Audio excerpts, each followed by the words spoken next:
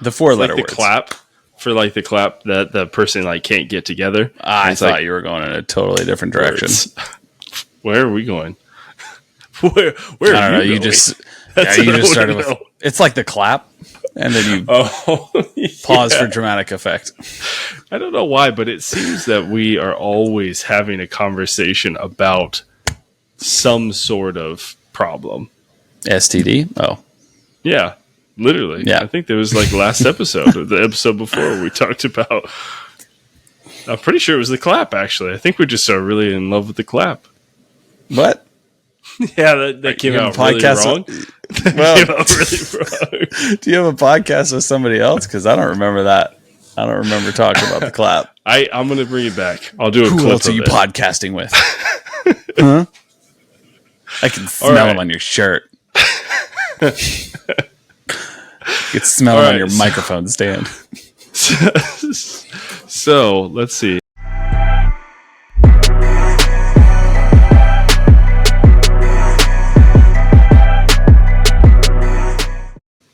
So we're back with words.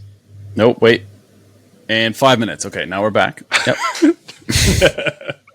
We're back with words. Welcome back, folks. Words. Words. Those things. Words. And especially for those in the Christian concept, we should be mindful of how we speak and what we say. Yeah. Because a lot of times, I think we are some of the worst at just spouting things off without really like filtering them through of like, would Christ want me to say that? Versus being able to say like, well, I feel it right now. Yeah. And then I just shoot it off. Like, out of anybody, we should know that like Christ chose his words perfectly.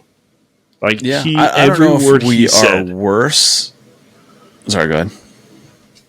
Oh, I was just saying everything that he said, he was very focused on that communication. Yeah. It was absolutely, he never was like, oh shoot, shouldn't have said that. He was like, no, I every word he said was intentional. Yes. No. I mean, 100%. And I think he also didn't let his feelings get away from him. And so, yeah, absolutely. I don't think, I know what you were going to say is, I don't think we're worse than anybody else, but I think we have a higher responsibility than anybody else. I was going to say, I think it is worse that we act the way non-Christians do. You know what I mean? Like, I think that it's worse on us because we know better, or we should know better. Yeah. Yeah. And one of my favorite passages is when Jesus goes gangster and is talking to pastors who lead astray, like the little ones. He's like, for any of you who lead astray, he's like, it would be better for you to get a millstone wrapped around your throat and get thrown into the ocean. I'm like, he's like, Jesus is putting concrete shoes on people for leading his people astray. I'm like, that's a concept of how much, and we are those people. Like anytime we talk to a non-Christian or one who is young in faith, by what we say, we are that teacher. And so it's like to everybody in that space that we have to be and should be very cautious of how we speak, utilizing, especially anything professing Christ, like it should be. But in reality, we are representatives of Christ. Yeah, that's our words. That's an idea that I've been exploring lately. Is like the commandment, "Thou shalt not use my name in vain," or it's carry my name in vain, and as I would say, whitewashed Western Christians, that was always interpreted growing up as "don't say oh my God," right? And so I've always said "oh my gosh," hence your gosh in heaven. Like it's just so burned into you. And so that thought started out of like, well, God isn't God's name. In the commandments, it talks like God says, like, you'll have no other gods before me. He doesn't say there aren't any other gods. He's saying there are no other gods before me. And now when I say there aren't any other gods, I'm not saying like Zeus is real or Odin, and they're just below God. But they're like we create our own gods, right? If we're not careful, if we don't have God in the correct slot in our lives, money can be our god, or sex, or insert whatever vice you want to insert. And so that's what he's talking. So like the word God is not his name. So saying, "Oh my God," and again, this is how the thought started in my head, was like, well, that's not taking his name in vain, right? It's not even his name. It's just God is not a proper noun unless it's in reference to God, to Yahweh. And like, that's not, it's just a noun. And so, I kind of thought that a little bit, and I was like, I didn't put a ton of thought into it, just because I was like, well, is that going to make or break my life? Now, like, oh, it's so freeing. I can finally say, oh my God, and like without guilt, and blah, blah, blah. Yeah. It's like, of course not. If I say, oh my gosh, for the rest of my life, who cares, right? So I just didn't put a ton of thought into it. But then, I'm watching the Exodus seminar with Jordan Peterson on the Daily Wire, and it's awesome. If everybody listening, if you haven't, and it is awesome. Me using this word, at least for me, my experience with it. There's so many times where I'm like, and it's from God. Those moments are certainly from God. It's not from the men that are sitting. I mean, God is using them to reach out to me, but it's certainly from God. But and real quick, little side note, I have to throw out there. So there was an episode that I had said, if you haven't listened to Prof, you should listen to Prof. I totally, I retract that in hindsight. So if you heard that and you haven't yet listened to him, you don't need to listen to him. Anyway, I'm just saying. I do recommend, and I will not retract it. If you have the ability to watch the Exodus seminar, I encourage you. So they are talking about the book of Exodus, and obviously that includes the 10 Commandments. And they talk about that commandment and how it as far as they are concerned, that's not what that's in, I believe even Jewish law, Jewish culture, they don't interpret it as saying, oh, you can't say, oh my God, because God also talks about, like, that's the one commandment that cannot be forgiven. Right. So he'll forgive murderers and rapists and everything, but the moment someone says, "Oh my God," oh, sorry, that's it. Can't forgive you for You're that. not gonna make it. Yeah. So Dennis Prager, you were so close. all you had to do is say, "Gosh," oh my God. Right at the pearly gate. It's like, oh my God, and then it just goes straight down. Trapdoor. But Dennis Prager, who is a Jew, and he talks about, I mean, that's one thing that he talks about, is that people have, "Oh, Dennis, you're religious. Like, how can you say, oh my God?"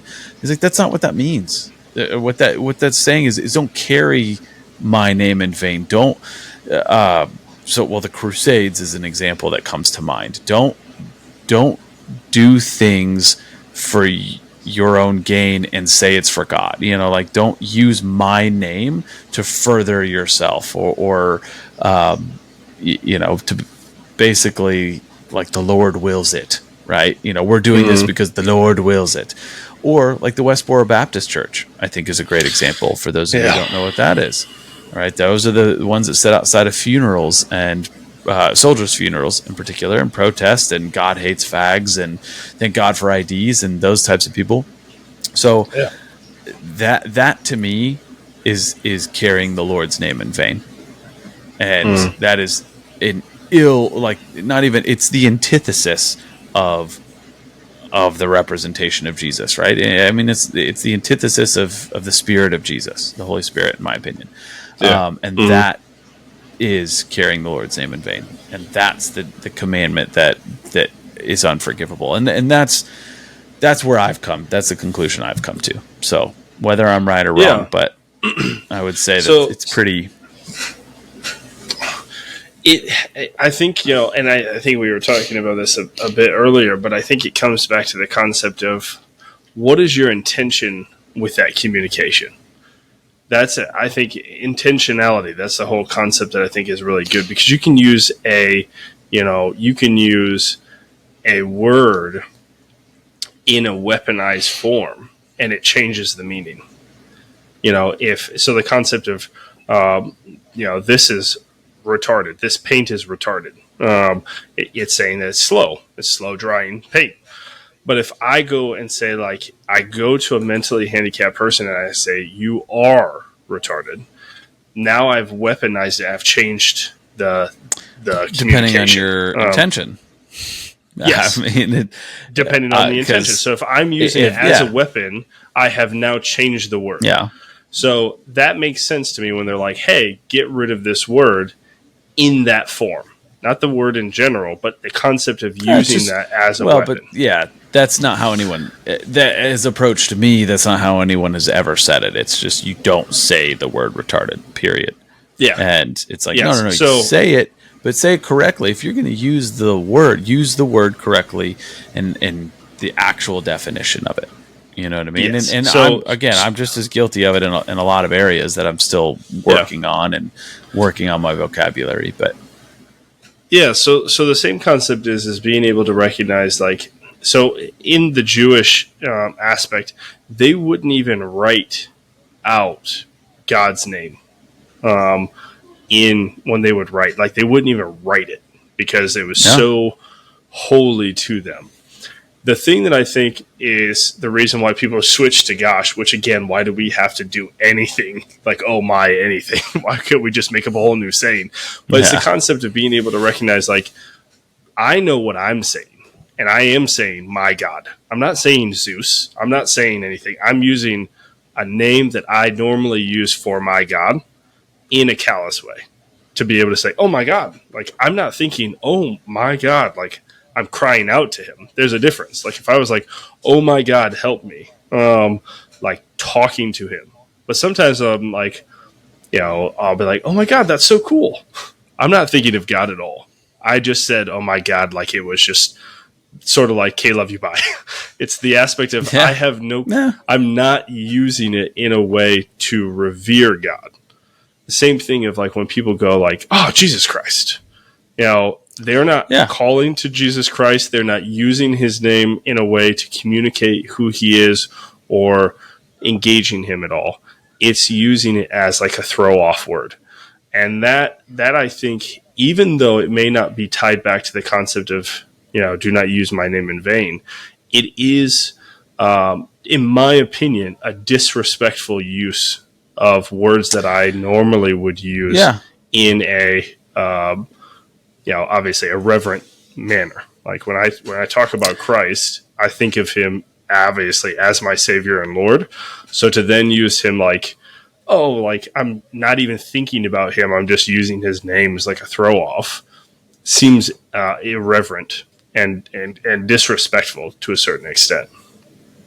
Yeah, I can certainly understand that. I mean, I think that's a great point. I've never said that. Like, I think just saying like Jesus Christ and just throwing, I totally understand that. And whether it would be tied back to that commandment or not, I think, it's a disrespectful thing to do. And I can certainly see the argument being made for that with, oh my God, as well. I think there's more of a discussion there for me as far as, oh my God, again, am I even ever going to say that in, conversation? No, probably not. I'm probably going to forever just say, oh my gosh. Most of our conversations, anyways, they're just about things that don't actually ever will happen. But we're just going to really talk them until we get to the point. Well, I've gone 31 years. 31 years of saying, oh my gosh, who cares? Like I said at the beginning, it's not gonna change the way I live my life. No, but I think it's I think there's more of a conversation there with that one. I think saying Jesus Christ, I'm 100% like that. It's depending on how you say Jesus Christ, obviously, but like when people use other but when people use profanities, along with that, and I think it's using it in a nonchalant way. It's a very, there's no reverence there whatsoever. You're not, so it's not in an honoring way. You're not honoring Jesus by saying I would say you're doing the opposite. Yeah. Well, and the other thing is, so like the thing for, oh my God, for me is the fact that I don't believe in any other gods. So when I say God, it is my God. Like it is like, it's the only one. He knows who I'm talking about. It's not like I could be like, no, that was Zeus. I wasn't saying it's just a saying. It's just a phrase, I'm just, I'm going to start saying, oh my Zeus. Just so we're clear. Oh my Zeus. But like the funny thing is your God. I don't know why. Like for me, I've pivoted and it just continues to be more biblical things. Like I told you, I'll be like, sweet Moses. Yeah. Why? But like literally I say it all the time now. And it just is like, I'm just pivoting to more biblical things and it doesn't make any sense. Like I also want to know who came up with gosh. I said Sweet Mary. Why could we? Yeah. And why can't we Jesus. Move on from, oh my God, to something else? We just changed from God to gosh. That's how we fixed it. There's your homework, or somebody in the comments section. If you know where it even started, I would imagine it. Yeah, I would imagine it would have to be something along the lines of people using "oh my God" in the correct way, like you said, like oh my God, like Jesus, take the wheel. Oh my God, like what's that? And calling out, and then probably got muddled down and dumbed down and throughout the decades and centuries probably. And I mean, that would be my guess if I had to take a stab at it, is that's how it started. And then it just got muddled out all the way to where we're at now. Well, and the thing is then Christians were like, well, can't say, oh my God, but we want to still be part of the cool people. Same like cheese and rice, right? Cheese and rice was born out of saying something that sounds like Jesus Christ and not actually saying his name and being disrespectful, right? So it's the same concept. Just saying like, cheese and rice. There's like, that was probably born from Christians, having, their heart being in the right place of like, well, I don't want to say Jesus Christ, but I'll, it just flows, right? Those syllables and the sounds all sound great in that context. So I'll just say cheese and rice. See, and so here's the thing. I think there's a special on like Netflix where like Nicolas Cage talks about, cuss words and how, there's like a little documentary processes through them. But this is the reason why I think, ironically, Christians just pivot, or people pivot when they're like, I don't want to cuss, but I still need to have something. Because in reality, it does do certain things within the brain to release and calm yourself and like let tension out. So that's why, like, when people are like, like mother of pearl. I would say that's nurture over nature, though. You know what I mean? Like, it's nurture in the sense that those words specifically because that's how you were raised, that was the society that you were raised into was with those words specifically. Yes. And so like, that's the concept, but like, I think it's funny because like Christians will like take like cuss words and then make them, like you were talking about, into like other words like mother of pearl or like frick, oh, frick. Yes. Yeah. And it's like all these words that they just like have changed. And I think there's a Christian comedian who like does like every single one. And he goes through them all and it's ridiculous. Like the words and the like phrases that Christians have come up with to make it like PG and okay. And the concept that I think is so funny is that we're trying to be like just like one step removed from the thing, but we're meaning the same thing. Like that's it's the interesting. Same like it's the same meaning. We're just choosing something that we think will be less softer. offensive. Yeah. You know, But this is vowels and where the consonants that come out of my mouth, the sounds that I'm making with my mouth, they're just softer on the ears. Like you still we're still meaning the same thing, but it's still softer on the ears. Right? It's not as abrasive. Yeah, exactly. Which but in there reality, is merit to that. I will say, you know, there is merit to that, and not being as abrasive with your speech. And I'm just going to come out and flat out say that, like, so Caitlin and I,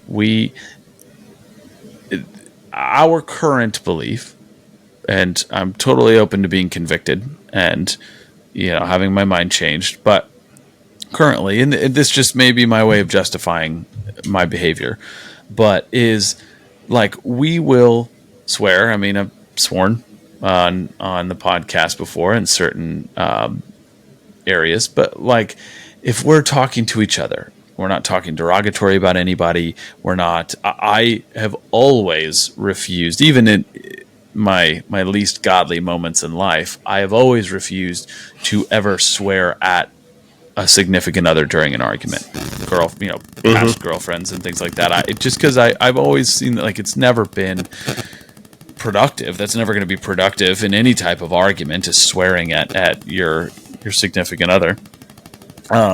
So again, I think context matters. I think meaning matters. But there have been times, like in conversation, where we're like, I don't want to say no words are off limits, but I think it just depends on how we use them. You know what I mean? And in what context and who's listening.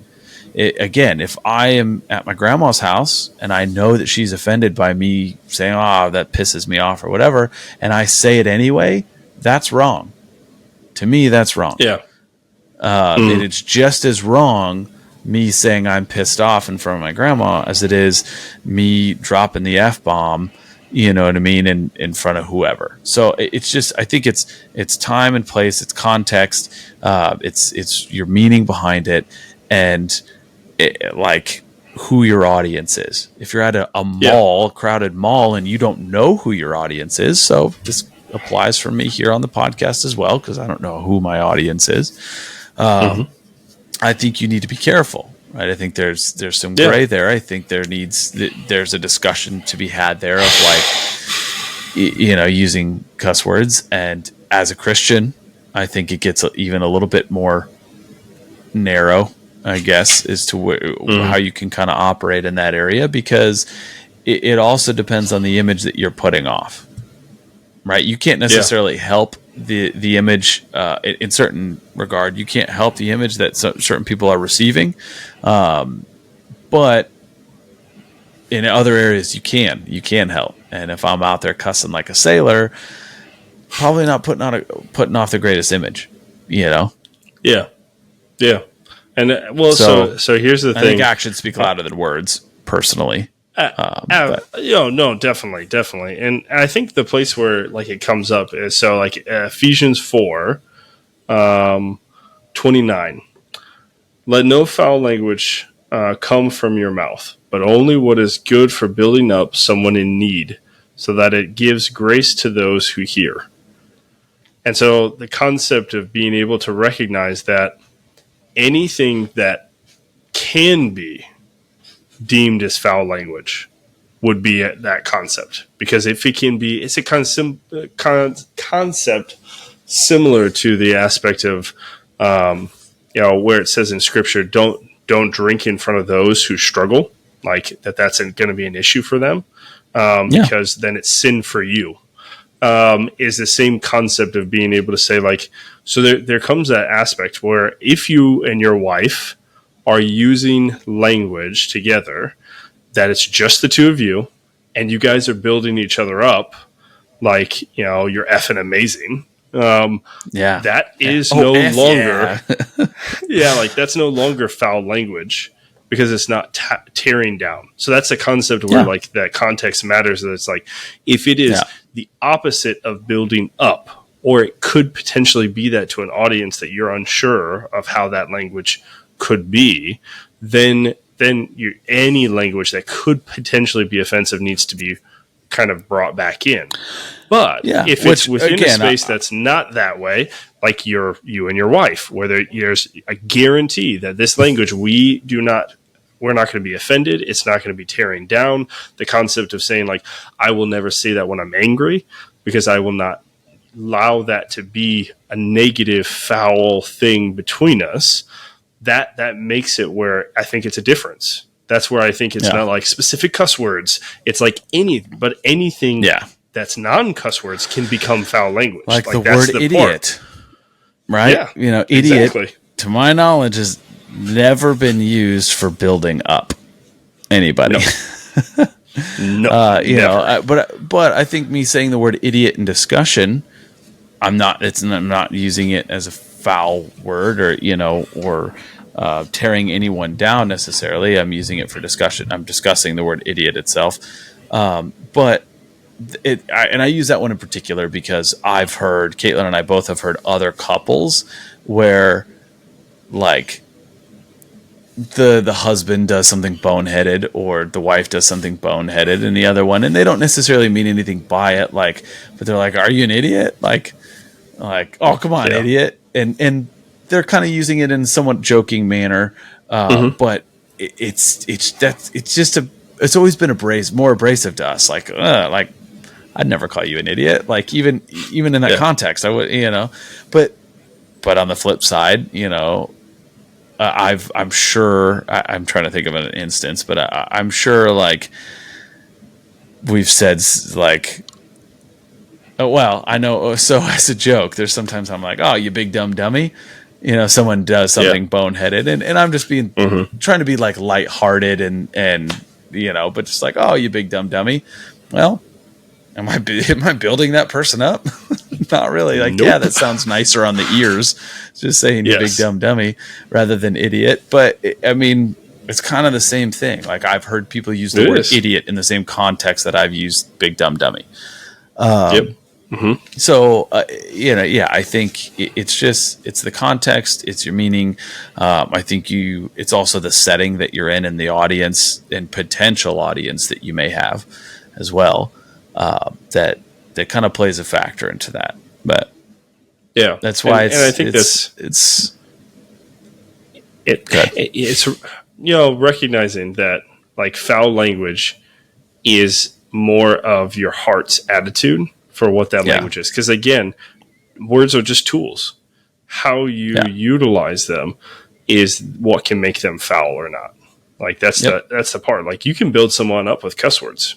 Like if they are not ever offended by it, you can literally be singing their praises using those cuss words. And I can't tell you how many times in sports, especially sports, in the military, like just it's something. The military is just mostly their language. It's like, well, 100%. You're impressed if they used outside of cuss words. If there's other words that are along with it. Absolutely. Absolutely. Vocab is just mainly cuss words. All the cuss words were used for building up in the military, and all the cuss words were used for tearing down in the military just as much, for sure.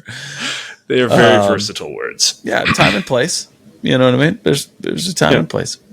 So, but there's something almost, what's the word I'm looking for? See, I'm not as articulate as I would like to be. I know the word. I'm drawing a blank for whatever reason. There's something like primal almost. And I know that I think primal sometimes can offend, Christians in particular. Primal, like evolution and like primitive and, blah, blah, blah. But there's something almost like instinctive, like when it comes to sports and not only men, but women as well. But I think, testosterone flowing and all that, like using some cuss words. So like building people up, like some people might see that as a foreign concept of like, oh, how can a cuss word possibly build somebody up? But oh man, what better way to exclaim something like somebody won or something did something incredible? You know what I mean? Like it's just a visceral word. I don't know. It is. Yeah. The thing is again, I think it's understanding your audience and recognizing that this is for building up. As long as everybody is understanding the same thing, then I think it's not that foul language. But if it's outside of it, just like me and you, we cannot say piss in certain places. that literally offends no one except for like 3 people that I know. And so like, but for that would be foul language, and that would be a sin for me. And so it's a concept of being able to recognize, okay, well then I need to be aware of my situation, my people that I'm around, my audience, and then adjust my communication to fit that. And if that means removing that kind of like little section of cuss words just to make sure I don't offend, that's not a big deal for me. Like they aren't. Like, I will I'm also not ringing say the though, bell for the cuss words that I have to have them in. Yeah. Or I won't. I will also say though, speak. I think there's a conversation at least, because I wouldn't be able to tell you exactly where the line needs to be drawn, but I think there's a conversation to be had that, you know, there is some responsibility put on the receiving end as well, though. You know what I mean? Because just because someone's offended by something doesn't make it foul. So, like Jesus was very offensive. And you know, in his time, Jesus was a very offensive person, and that's awesome. That is great. You know, like that's great. He needed to be. You know, when he's flipping tables and you know yelling at people and cracking whips. You know, think people were offended. You know what I mean? Like my favorite one was when he called the Pharisees a brood of vipers, because vipers eat their young. And it was literally like the biggest slap in the face that you could, or calling them like whitewashed tombs, where you're like, you look pretty on the outside, but you're dead on the inside. Yeah. It was like as close as you could get to like, he's swinging, man. It was he's just coming like, out swinging. But now here's the thing though. All of those things were used as a way to teach and it was never to leave them offended. Yes. So like it was never to leave them offended just for offended sakes. It was like it was a sharp tool to get their attention, and then to be able to say, do not be this way. You know, change yourself, like grow from this. Not like I'm just going to hurt you and then walk away. Like that's a part where I think it becomes foul and unhealthy. I agree. But, I mean, again, I think there is a discussion to be had there. Again, where the line is drawn, if there is one, I don't know. But I think there is a discussion to be had there. My mom growing up couldn't say poop. Couldn't say the word poop. They said potty stink. And they couldn't say fart or toot, right? I've had friends growing up that they weren't allowed to say fart. They had to say toot or something. They had to say burp from their bottom. So burp from their bottom and potty stink. Did you just hear? I just did it. Well, see, it's ingrained in. Did you just do it? It's ingrained in. But did you just do it? Call Lord? Who else do I call? I mean, I'm just saying. Lord? I wasn't thinking about him, so to me, it was being disrespectful. But that is ridiculous. Burp out of your bottom. But what is happening? I mean, where do you draw the line? If I say fart in front of people who are that way, you know, and they say burp from their bottom, am I at fault? You know what I mean? Because I didn't know that somebody at the mall would be offended by hearing me say the word fart. You know, so I should always, in whatever if I'm out in public, I should say burp from my bottom. Well, what if somebody's offended by that?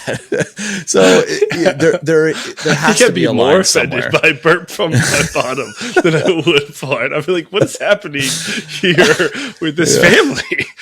We're having burps. I belched from my sphincter. I don't like it. It feels worse to me in my heart. I'm totally saying that from now on, and I'm going to make my kids say belch from my sphincter. Oh gosh, please help us all. But I mean, you're absolutely right. You're absolutely right. There is a line somewhere. For that part. Where is that line? Right? Is it with the F word? You know, like is it? Well, you shouldn't be offended by it because I'm building somebody up by saying it. Yeah. You know what I mean? I'm like, if I'm out in public and someone does something awesome, I'm like, oh, F like. I'm building somebody up, so you shouldn't be offended, right? Yeah. that seems like that might be a bit extreme. But then again, on the flip side, I said fart. Sorry, I said toot. I said toot in public, and I'm sorry you were offended by that because you say belch from your sphincter. But this is what Wells can't says even all get the it time out without laughing. When you're saying toot, all I hear is my son just walking around, and he does it, and he calls it out on himself 24/7. He'll literally be like, Atlas, toot, Dad, Atlas, toot. See, Atlas, like we say fart, we're a fart family here. But and I have brought this upon myself. I am reaping what I sowed, but continue to sow, of course. But there's been so many times I'm like changing him or putting underwear on, and he'll like he's facing me, and he'll start to like turn around. I'm like, no, what are you doing? Like, stop playing around, and he'll like turn around and whip his butt around, and then just rip it for like right there. Or he'll just like walk by me and like fart on me, and he always, I fought you face. And he thinks it's so funny. Even if it's like down by like my knees, you know what I mean? It's always like, I fought you face. He's your son. I just would like to say, like, you've created a small you. It's gonna be just great. That's what I'm saying. I'm just reaping what I sowed. For sure. Oh yeah, because I fart in his face all the time. Because I'm immature and I'm a dude, and it's hilarious. And it's hilarious. He thinks it's funny, and then he farts in my face. There's been so many times where he's gotten me way worse than I've ever gotten him, and I just laugh because it's just hilarious. It's so like a 3-year-old has gotten me so good. You're never naked farting, but he's literally waiting till you like are getting close, and then he's just rolling over, like changing his pull up or something right before bed, and he's just like.